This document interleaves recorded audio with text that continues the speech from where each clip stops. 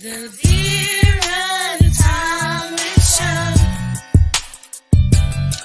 The Vera Thomas Show. The Vera Thomas Show. The Vera Thomas Show. Let's talk about it. Let's talk about it. Let's talk about it. Let's talk about it. Let's talk about it. Let's talk about it. On the Vera Thomas Show. Let's talk about it.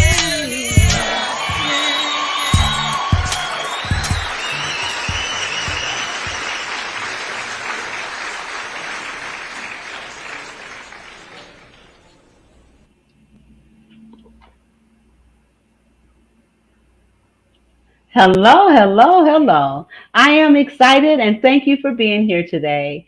My guest today, and I'm so grateful because she pitched in at the last minute. My guest, my original guest, they're having some weather issues in Wisconsin and she was not able to come. So, all things work together for good. I have a guest that is my friend as well. And I am one of her co hosts for a show that she produces on Thriving Women Network. But she is an author, a speaker, and just an awesome person. Let me pull her up. Hello, hello, hello, Angela. How are you?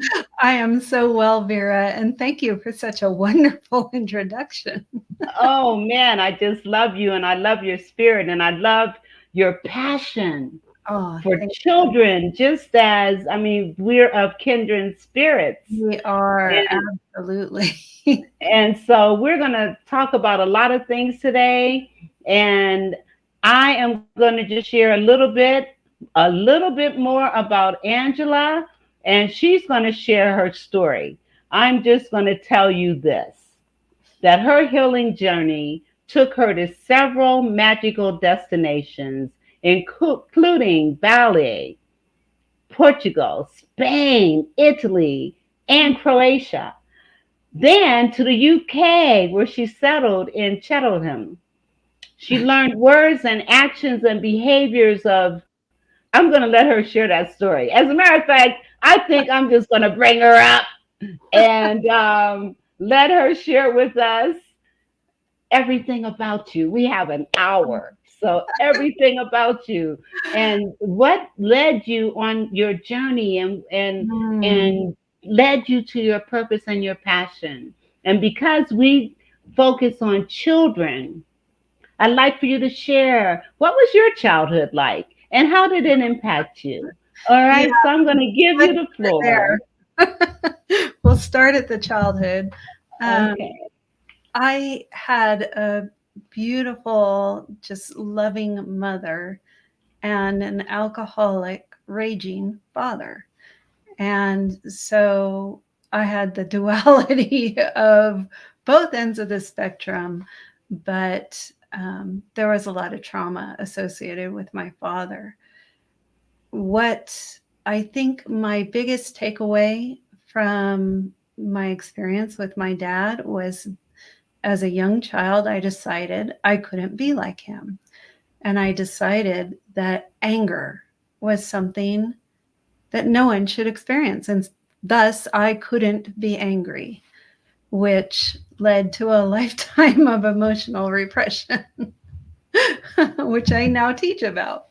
Um, it, it was definitely a lesson in life that brought me to where I am now, being an advocate for children through my children's book series, through my television show, Children Lives Matter, which Vera is such an awesome host for. And yeah, the team of our Children's Lives Matter, there's 5 women involved who have such big hearts for kids. We all want children to thrive. And that show is all about giving parents the tools to do that. And so it started with a raging alcoholic father. When I was working for the government, I looked at the ACEs test. Uh, it's like adverse childhood experiences. And there's a list of 10. I had 7 in the ACEs test. So I definitely qualified as a traumatized child. And I didn't even realize it because I grew up, I married a man who had an equally traumatizing childhood, but his lesson in his childhood was the loudest person wins. So I learned that anger was so bad that no one should experience it. He learned the opposite, that anger got you what you want. And so that turned out to be a very toxic marriage. But I have this, I don't know, deeply ingrained love. And I couldn't even conceive of leaving him because it would hurt him. So I stayed in that marriage for 32 years. What I didn't realize was that act of choosing his needs over mine was not an act of self-love. It was the opposite of self-love. It took a wildfire for me to change what I was thinking. So in 2017 in Northern California, we had a terrible wildfire and it destroyed 5,000 homes. One of them was mine. And when that rug of life gets pulled out from under you, and, like one minute you're a homeowner and the next minute you're homeless, and it's like, oh my God, what do I do now? Yeah. So when that happens, sometimes you can go into what's called a dark night of the soul. Basically, I questioned everything. And one of the questions I asked myself was, if you can lose everything in like 10 minutes, shouldn't you be living the life you want? If things can change that drastically overnight, shouldn't you be choosing what you want? Because you only have this much life left. So that was the start. I left that marriage, and my healing journey included going to all these places. I realized that I had never been by myself. I went from living with my mom after the divorce. She divorced my dad when I was 10. So I lived with my mom. Then I lived with my sister. Then I lived with my husband. And I never had any time of getting to know myself. And so that's kind of what the journey was about, just putting myself in places where I could be uncomfortable, out of my comfort zone, and figuring out how to get through it. Moving to Cheltenham, England was a beautiful choice. I loved that town. And boy, is it outside of your comfort zone when you move across the world and you don't know a single person there. Wow.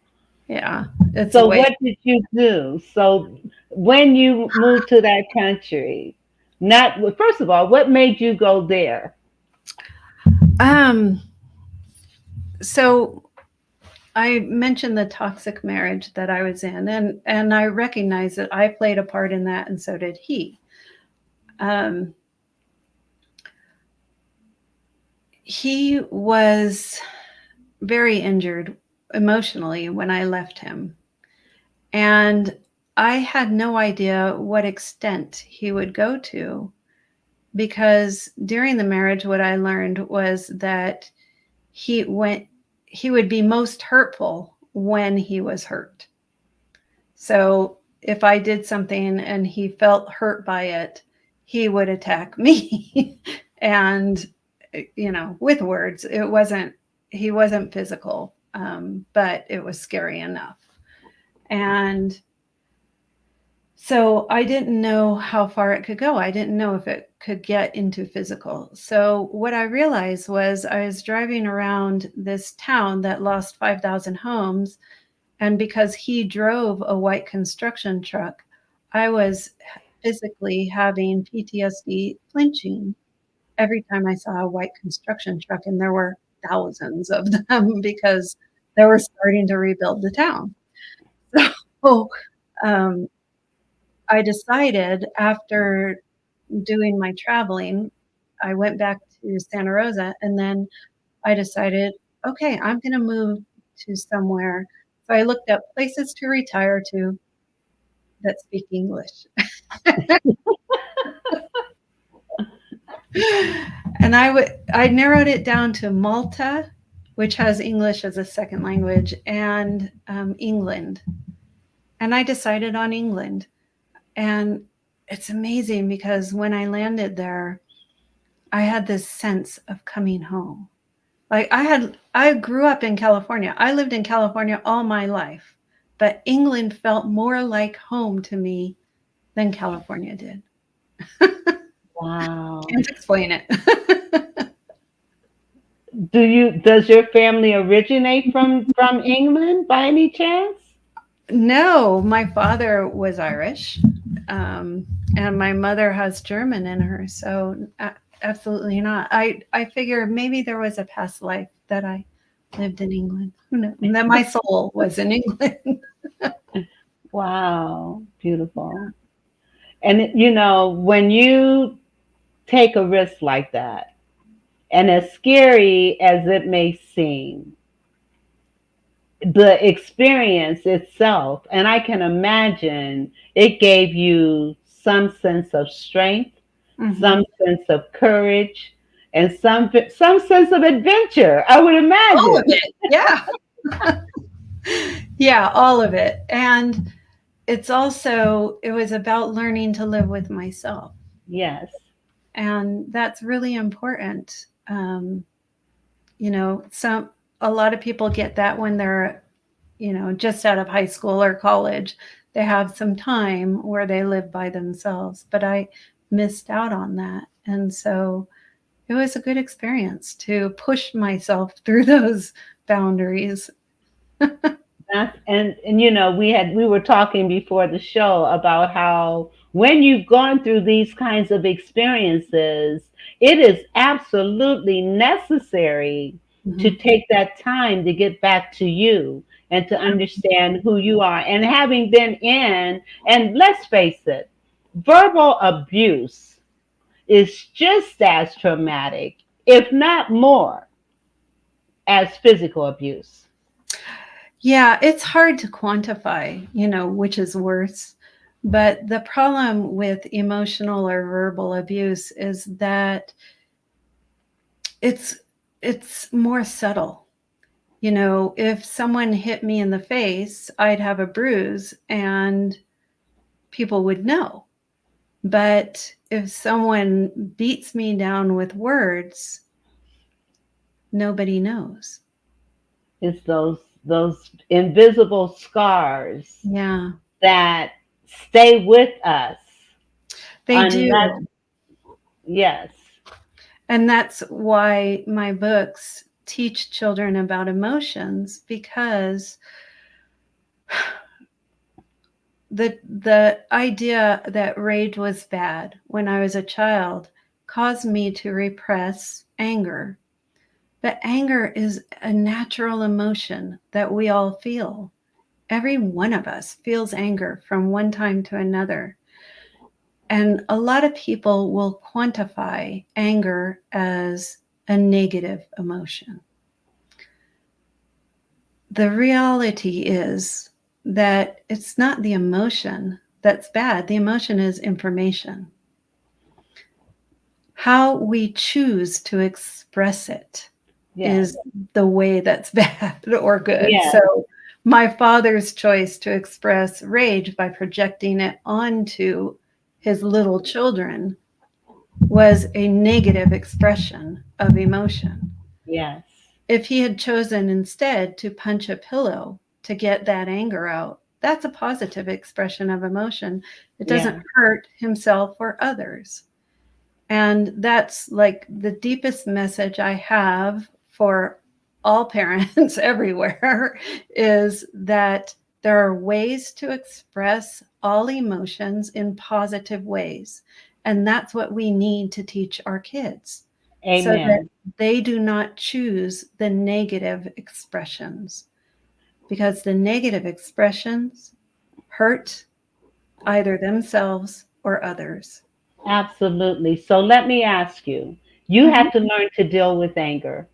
So mhm. what were some of the ways? First of all, when did you first get in touch and Mm. recognize that you were suppressing anger? And what did you do to express anger once you became more aware that you needed to do that? So oftentimes, people who repress anger will instead choose to express sadness. And that was always my go to. I would always cry over, screaming at someone. And so um, there were days when I would be in bed after I left the marriage and was on my healing journey. There were days when I would just be under the covers sobbing, just getting some of that energy out. And once I learned about emotions, then I actually did this exercise where I screamed at my father and, just like imagined my father sitting there and let the wounded inner child just have her say at him. And that's a very powerful exercise to help shift some of that energy. Wow, these are ways to do it. Now, did you scream at him in his face, or did you Oh, scream no, at him? he Okay, did. So I got to scream at him in spirit. okay. I knew that's what you were talking about, but I just wanted clarification so that Yeah. people can understand it's an exercise It's where, about your expression. It's not about hurting the other person. So if I chose to express that in that way to my father and he was alive and in front of me, that choice would be hurtful to him. So I can express it on my own and get that energy out without having to bring it to him. and let's also talk about how we handle our emotions, handling them in a negative perspective.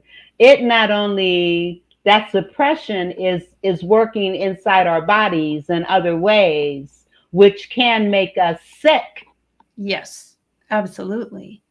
So what happens is, you know, I've talked about repressed emotions for 4 or 5 years now, and people don't seem to have an understanding of the depth and breadth of what repressed emotion is. And I say that there are suppression ways of suppressing emotions. So you could totally ignore the fact that you have them. You can bottle them up, crush them down. Um, you can numb them, and numbing is a whole different category. So, numbing your emotions with alcohol, with drugs, with gambling, with shopping, with eating. There are all these ways that people choose to escape from feeling. And so, when you think about all the people who are hurt by people who choose alcohol or drugs or gambling or shopping so much that you have no money, or there's so many of those ways to repress emotions are actually negative expressions of the emotion. Yes. And it can again make you sick. Absolutely. Literally. Bottling Make those emotions. I had to swallow my tongue so much in my former marriage that I'm surprised that I didn't get cancer. It's like when you repress your truth, when you repress your emotions, it can make cellular changes. Your emotions actually have gravity. And yes. yes, so we all know that there are emotions that are very heavy and some that are light and airy. And so Yes. it's like knowing your emotions, knowing how one feels in a certain state. So if I'm feeling sad, how do I feel differently than when I'm feeling angry? And where is that emotion showing up?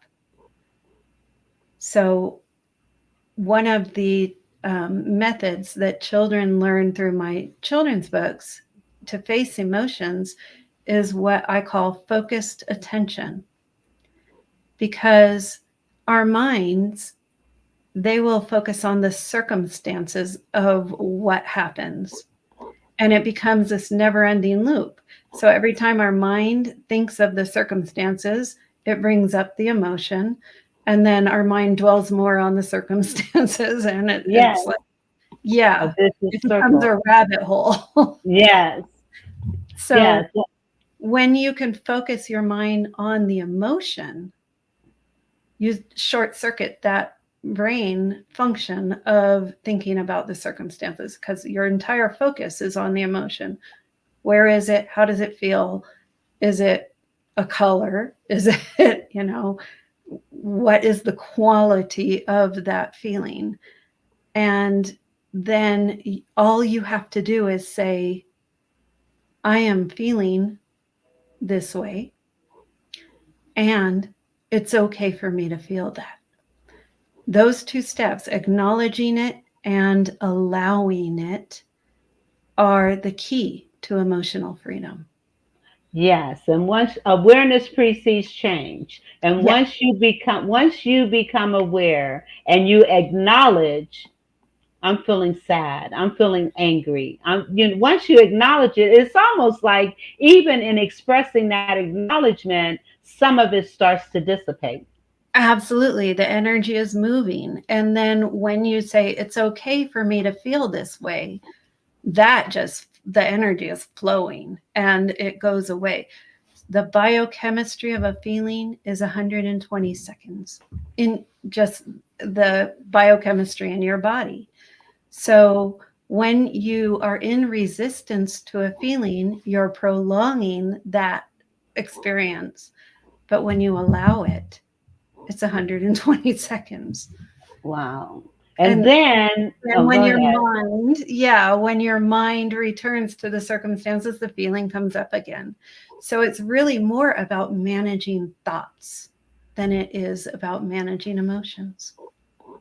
And they do go hand in hand, They do. because once you acknowledge the emotion, then you got to think about a couple of things. Are you going to let it control you, or am I going to control it? Am Yeah, I and going I don't really talk about controlling emotions because I don't, I know the biochemistry of it, and I know that if you let it flow, it will dissipate. But okay? so many people are so vested in resisting that feeling that their only experience is prolonging the feeling. And if they give it a chance and they do the focused attention, they will find that the feeling actually does flow. That's amazing. And being able to teach kids this at an early age is what we are all about. We I are am about that. And what I'm going to do, I'm going to pull up, we've mentioned your books, and we have several Well, first, let me pull this because you are an award winning author. I am. And two awards that I am most proud of is the Golden Wizard Book Prize. So all three of my books in the Bella Santini Chronicles, it's currently a trilogy, but there will be more. All three of them have won the Golden Wizard Book Prize. And the first two, the biggest award that they've won in addition to the Golden Wizard Book Prize is the Mom's Choice Awards. Oh, So congratulations. yeah, all of the awards are special, but those two are like, wow, it just, yeah. That is so wonderful. And then I'm going to pull up now the ones that I'm looking at now. These were your first couple.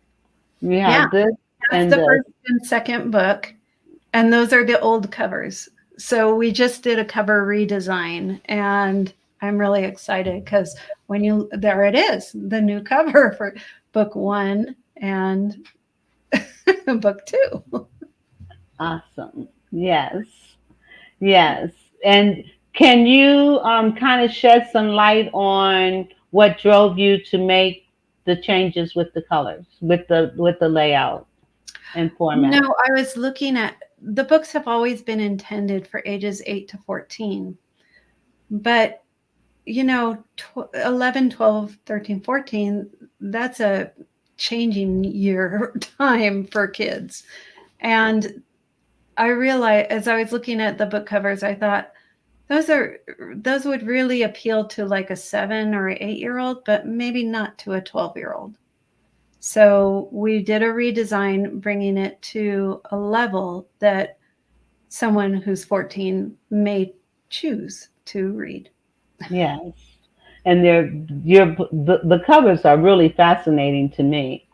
And I'm going to do a commercial break, and then we're going to come back and we're going to talk about children's lives matter and some of the topics that we have discussed in our short period of time of being in existence. But I believe with all my heart and soul that the stories and the episodes that we have done so far can only help, uplift, encourage, motivate, inspire, and educate. Yeah. And so we're going to come back and talk about those things. But first, let me do a couple of commercials. We will be right back. Hallelujah. Hey there, Jason McNamara here, and I'm about to drop something truly game-changing your way. Are you tired of the same old 9-to-5 grind? Feeling stuck in obtaining the life you deserve and craving something more? Well, listen up, because I've got something you will not want to miss. Introducing the No More 9-to-5 Club Professional Membership, your ticket to freedom and success in the entrepreneurial world.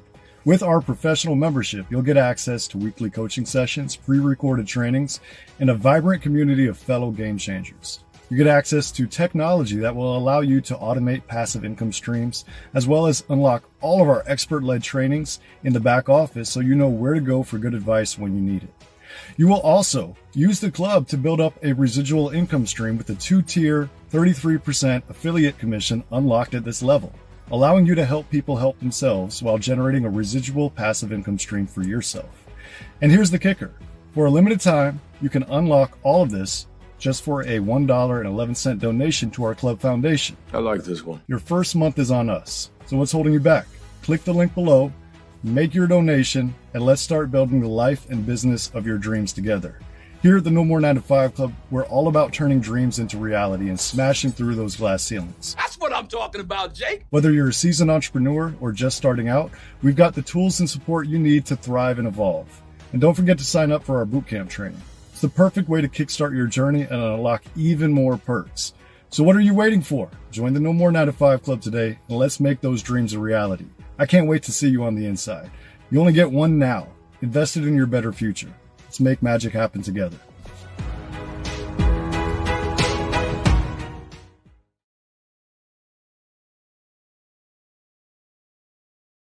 No More 9 to 5 Club. Let me just briefly say that it is a club for entrepreneurs. It's a club for those who may be working a 9 to 5 and want to explore other areas of income. It is a mastermind club. It is a networking club.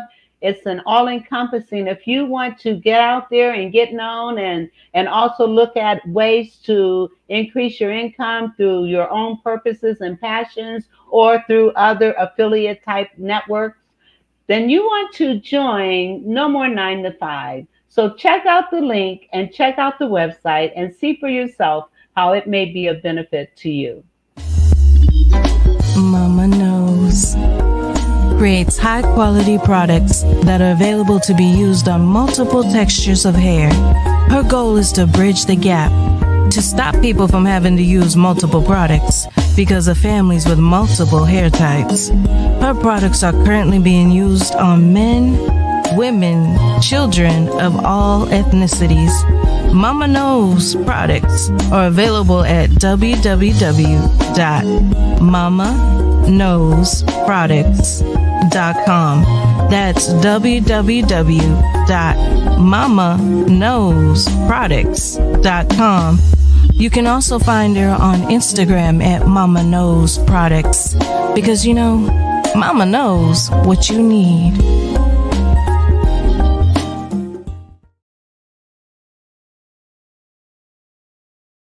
Let me tell you, these products are absolutely amazing. It doesn't matter, they're for all ethnic groups and for boys, girls, men, and women. Shampoos, moisturizers, hair serums, conditioners, and just a whole line of products to help you either acquire healthy hair or maintain healthy hair. You want to check out mamaknowsproducts.com. Why? Because Mama knows what you need. So check out Mama Knows Products. All right, now let's talk about children's lives matter. And what I'm going to do, I'm excited about what we do. I am And too. Oh, it's beautiful. we've had some powerful, powerful episodes. And right now we have a little clip that we're going to share with you. And then we're going to talk about what that particular episode was all about. So hold on. Let me share this clip with you right now. I'm telling you, this really touches my heart, having experienced this myself and recognizing, as Eleanor Roosevelt said, no one can make you feel inferior without your permission. Once I understood that, then I was able to better understood that it didn't matter how other people may have attacked me emotionally, physically, mentally. It just, and so being able to help young people understand that. And when they talked about coaching, that is so important. To be coaching is not telling people what to do, how to do it. It's helping them. It's guiding them through making those choices and empowering them to see for themselves. Welcome back to Children's Lives Matter. If you're just tuning in, today's show is focused on the impact of emotional abuse on children. Catherine, how can we break this cycle of abuse? Well, Vera, I think many of us have stories of people we know who have experienced some type of trauma, and it's an ongoing thing. But, parents and carers who have experienced neglect themselves, especially, need support to heal from those past traumas and break that cycle of neglect. But we have to do it as a community, I think, and we need to support these parents. And there's a few ways that we could do that we're going to share now. One of them is that we can encourage parents or caregivers who have experienced neglect to seek professional help, as we were just talking about, to get a coach or see a psychologist or speak to a friend or, get some help and get it out rather than keeping it all bottled up. Use some therapists or counselors who specialize in trauma therapy. Therapy can provide a safe space for people to process their experiences and learn healthy coping mechanisms and develop positive parenting skills. So it's not just a cycle. Yes, yes. Coaching. Hosts, they're all so great. Thank you. I just love being a part of the show. I just love it. And like you said, all of the co-hosts are just committed, passionate, beautiful women that are living in their purpose. And this show just helps us to do what we do on a wider scale and to make a difference in more lives. So thank you, Angela, for choosing me to be a part of what it is that you do. Well, one of the benefits of being on podcasts is to meet the other people and know what they do. And so I had a very short list of who I wanted to invite to be on the show, and you were right there on that list. So thank you for saying Thank you. Thank you. So let's talk about some of the topics that we've talked about on Children's Lives Matter. And let's hopefully, as a result of this conversation, be able to give parents some tips based on those episodes that we were involved with. Well, I'm going to start off by saying one of the beauties of Thriving Women Network is that their mission through all of the shows is to empower, uplift, and encourage the viewers. So while we do tackle some really tough topics to bring to parents, we do it in a very gentle way, non-judgmental way, because we want to encourage and we want to empower and we want to inform. We do not wish to, point fingers. So, right. Yeah. So, the show started in March and it streams live on E360 TV. In March, it was Disability Awareness Month. Yes. So we did a show on neurodiversity. We did a show on I can't think of what other topic we did a show on dealing with disabilities and the impact that how other people view disabled people. So if you're looking at the person in the wheelchair and you're focusing that they're a person in a wheelchair rather than a human being, then who happens to be in a wheelchair. Yeah, and so it's a disservice to that person. And so our goal is to get everybody to see people as people. And the beauty value. Yes, and the beauty of that episode was the videos of those who are disabled and how they perceived how other people perceived them, but also how they perceived themselves. It was a beautiful episode, an absolutely beautiful episode.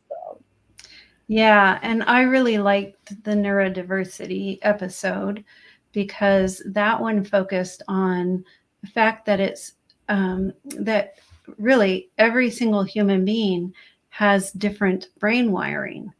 If they took apart my brain and they took apart your brain, there's going to be differences between them. And neurodiversity is only different brain wiring. It's not really a disability, it's only a difference. And so if we start thinking about people, when we have different brain wiring, we have different gifts and challenges. And when we start thinking about it that way, that yes, my kid is ADHD or autistic, but boy, are they really good at XYZ. Yes. That's their gift, and these are their challenges. Yes. And that's all we have to do is look at it that way. Yes. And focus on the gift. Focus on the Focus on the gift. and be aware and compassionate for the challenges. Absolutely. Absolutely. What was one of the other shows that was impactful for you? I Oh, know which ones were every impactful. single show is impactful. But Yes. um, in April, it was Child Abuse Prevention Month, and that's a really hard topic for parents to, even think about their child being abused by someone else. And so the first one was sexual abuse of children, a tremendously difficult topic to talk about, but we gave really actionable advice to parents on how to prevent your child falling victim to that. And let's talk about a couple of those because I Yeah, think even now we should at least share give and some give of them that. some. Yeah. Yes.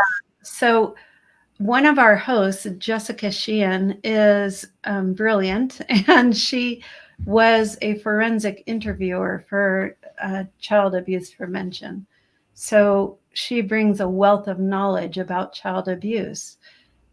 What she brought forth in that particular episode was so important about normalizing the discussion of private parts. So rather than using euphemisms, um, cookie for butthole or how whatever euphemisms you use the actual name for it, because when a child is being sexually abused by someone outside the home, that predator is going to take advantage of any euphemisms you use. So they will, when the child is able to say, someone touched my penis, you know what happened. But if they say, someone touched my cookie, that doesn't raise any awareness to anybody. So we need to normalize that they have these parts. The parts are normal. We keep them undercover because they belong to us, and making it less of a shame about covering your private parts, but more of just, hey, this belongs to you, and it's your choice to share it or not. And really, and you have to watch the episode. Jessica Yes. does it so much better than I Yes.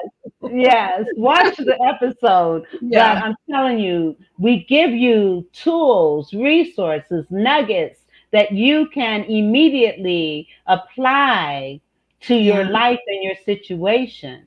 Yeah. And today we filmed our episode today. It was a beautiful episode about mindfulness to Yes. help with mental health issues, because May is Mental Health Awareness Month. And it was just, some of the videos that we showed were just amazing, having these high school kids talk about how mindfulness helped them avoid suicide, or how mindfulness helped them get through a particularly difficult part of their life. And then Yes. we had our guest do a mindfulness minute, and Yes.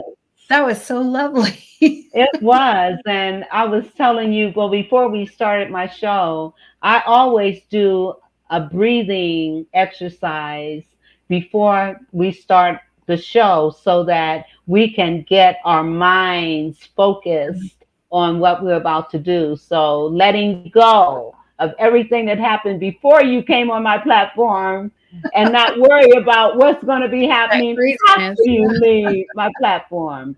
And so I'd like for us, if you don't mind, just to take a few minutes and just share what mindfulness feels like. Mhm. And there's different ways to do it. There's Yeah. tactile mindfulness where you're just putting your fingers together, concentrating on the ridges that you're feeling on in your fingers, and then rubbing your other hand across those fingers, and then feeling the palm of your hand, and only focusing on that. Yeah. That's mindfulness. Yes. Breathing. Breathing is mindfulness. And Absolutely. we're And getting we ready. spend our life like doing this shallow breath, not even thinking about how we breathe.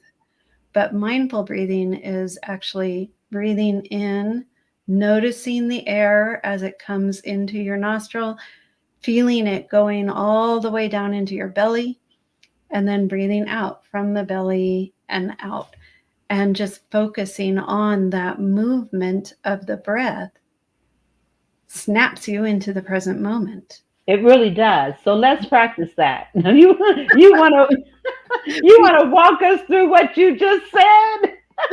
Yeah. So, Okay. audience and everyone, please just have your feet on the floor, your hands in your lap, and take this moment to breathe in.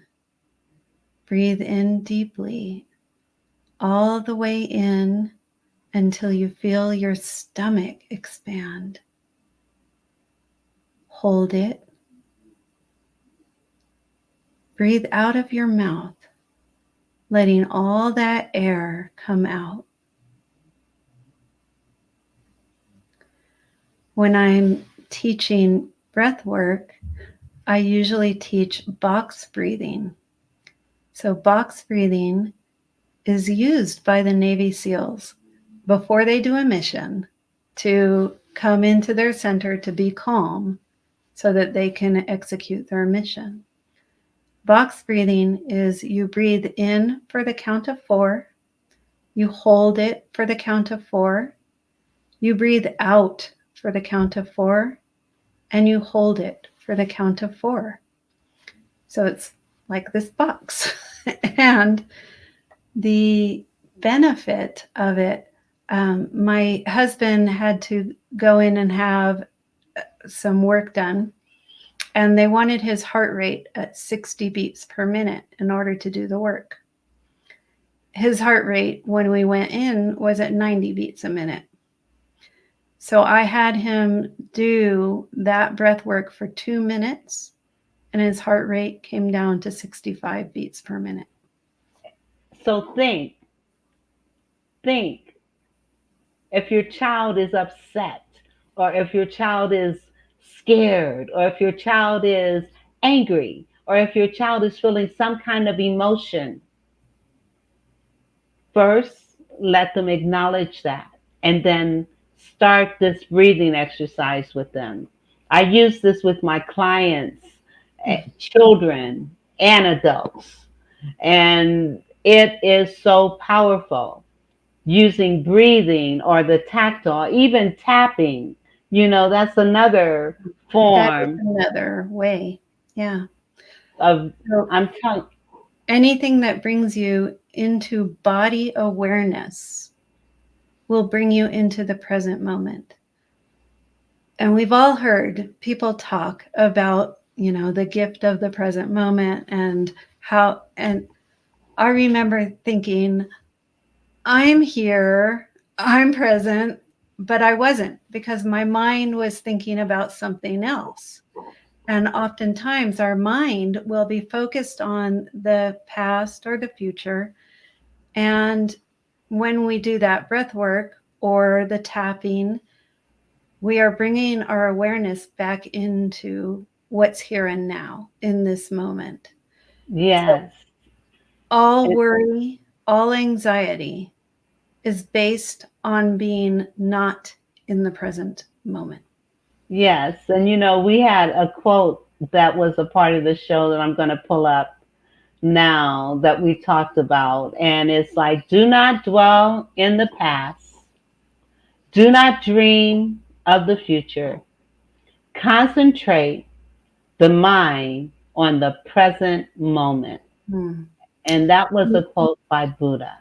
Yeah, and he was alive 500 BC. Yes. So this is ancient wisdom that we're talking about. Yes. But just concentrate on now. Just think. Hmm. And we talked, the other interesting thing that happened today was with our guests that talked about how they're going into the schools and working with even 5-year-olds on up. But this is something that parents can start doing with their 2-year-old, with their 3-year-old. Hmm. If your child can talk and understand what you're saying, then you can teach them to breathe. You can. And you can do mindfulness in so many different ways. It's just Yes. paying attention to what you're doing. So if you're washing the dishes, which we talked about on the show, you pay attention to the feel of the water on your hands. You pay attention to the weight of the dish in your hand. You pay attention to the bubbles, you just notice Yeah. all the feels that are there. Yes, and the smell And the of the smell. Yeah. detergent that you're using. And when you're in that body awareness, you're in the present moment. So, one of the things to consider, whatever it is you're doing, focus on what you're doing. Yeah, that's a big thing. I know. Focus on what you're doing. Don't think about what happened yesterday or 5 minutes ago. Don't think about what you got to do after you finish doing what you're doing. Focus on what you're doing. If it's washing dishes, if it's whatever it is that you're doing, just focus on that. That's mindfulness. It is. We were in Phoenix and we had to go to the airport. We were having trouble finding a parking lot because one of them was blocked off. And as we're circling the airport trying to get into a parking lot, my husband started spinning and he was like, we're not going to get there on time. We're going to miss the airplane. We're going to do. And I'm like, what's happening now? Let's get through the parking. And then when we get in the airport, we'll figure out what happens when we get there. Because what I told him was, you're borrowing worry. You're like grabbing something from the future that hasn't happened, bring it into your presence, and that's causing you worry. Well, you don't have to do that. You can wait until whatever happens, and then you can deal with it. Right, exactly. Yeah. Worry. Oh my God, let's talk about worry for a minute. Because worry is a useless way to spend your It's a way to punish yourself, basically. Yeah. And I'm willing to bet you, if you were to take every single thing that you're worried about right now, everything that you're worried about right now, write it down.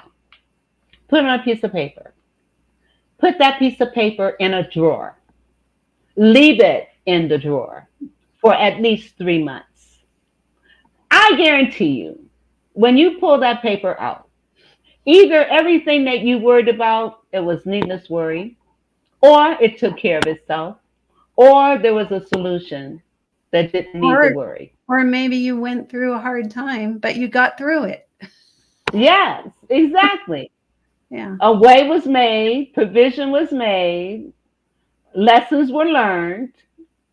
Yeah. So why worry? And I used to have a sign on my refrigerator that said, why worry if you're going to pray? Why pray if you're going to worry? Because we pray and then get back up and say, what am I going to do? You just prayed. Why are you worried? There's a lot of, that faith and trust. Yes. Something that, it's difficult because It is. we live in this human existence where bad things happen. And I know, but if we breathe and focus on what's happening in the moment. Is it happening right now? If the answer is no, you don't have any reason to think about it. Now, if there's some stuff happening in that moment, right now, breathe. Then you gotta worry. Breathe first, clear your thoughts in your mind, and then think Take that. about the solution and how you can handle the situation. Yeah. That's what you got to do. That's all you got to do. I'm telling So you. simple. It's so simple. And just think, if we teach this to kids, Right. It's and so it is so important. And as a coach, we talked about the difference between being a coach, a therapist, a counselor, a mentor. Mhm. There's a difference. Oh, yes. I am a certified coach. My job is not to tell you what to do or how to do what you're going to do. My job is to help you work through what you need to do and tell yourself what you need to do. And Yeah. I'm able to just guide you through that. And I can do that with kids or adults. And to see the transformation and the celebration of you making your own choices. Yes. Coaching is a beautiful thing. It's a beautiful thing. And, what I do is I say I plant seeds. So through my books and through Children's Lives Matter show, I give tools that if someone implements the tools, then they will find that their life is somewhat easier. So it's not really about me coaching. It's not really about me telling you what to do, because you have your life and your life is different than mine. And I can't even begin to tell you what to do, but I can tell you the tools that got me through my troubles. Exactly. And if you choose to use them, you might find that they get you through yours.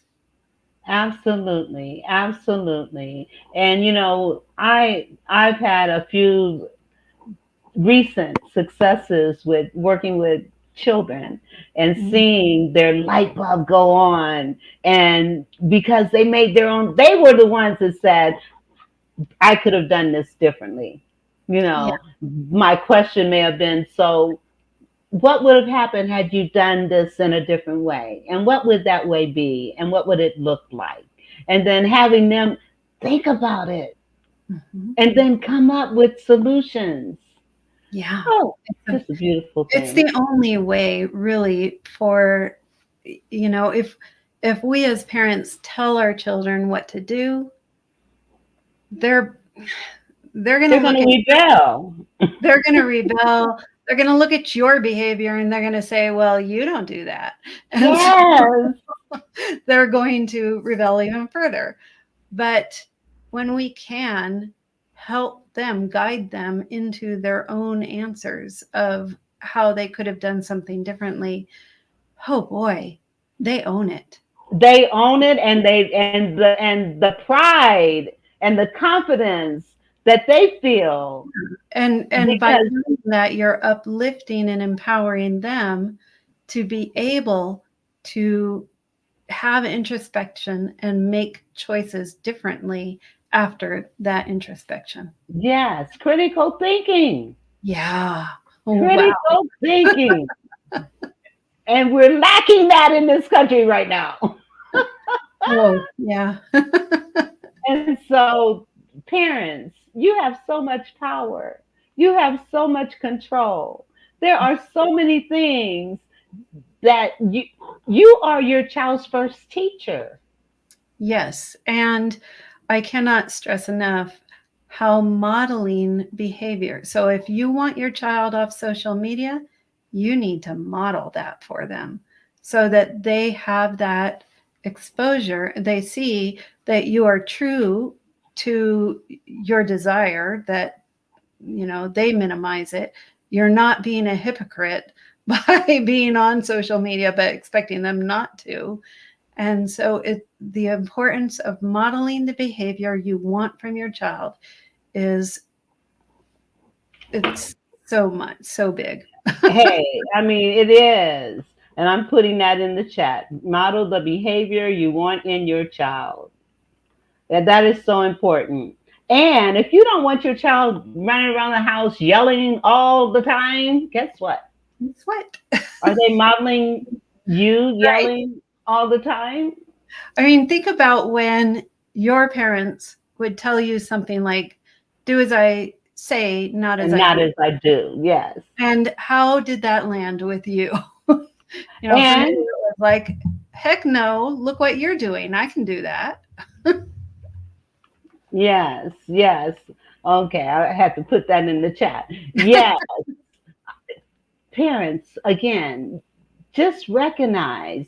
I can't believe we're out of time. Oh my goodness. I'm getting ready to say something else, and I just looked at the time. So, Angela, I appreciate you being here, and I'm going to give you the last word.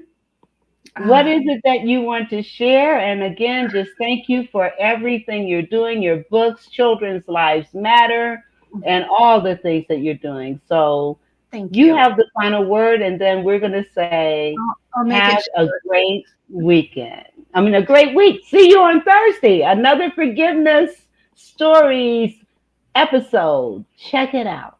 Okay. So all I want to say is give yourself grace. You may have heard a lot of ideas today that really you never learned. So, yes, you want to start trying some of those ideas because if you implement them, they will make your life somewhat better. However, you may slip and go back to an old behavior pattern. Give yourself grace. You never learn this stuff. And if you make the intention to change and start doing it, you'll find that your life gets better. Beautiful, beautiful. And with that, we're going to say, see you on Thursday. The Vera Thomas Show.